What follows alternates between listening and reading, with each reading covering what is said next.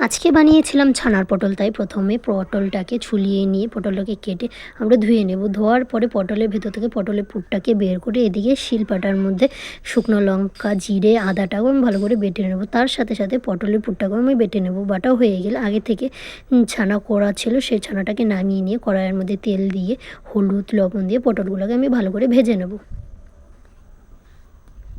ভাজা হয়ে গেলে নামিয়ে নেব। সেই কড়াইয়ের মধ্যে তেল দিয়ে পটলের পুরটা দিয়ে আর বেটে রাখা অল্প মশলা দিয়ে কষিয়ে নেব। কষানোর পরে সেই ছানাটাকে দিয়ে দেব।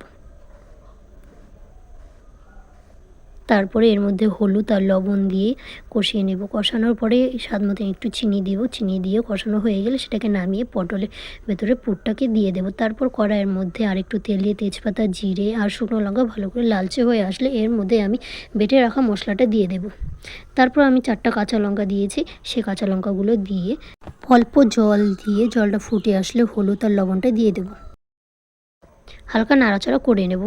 তারপর পটলগুলোকে আমি একে একে দিয়ে দেব।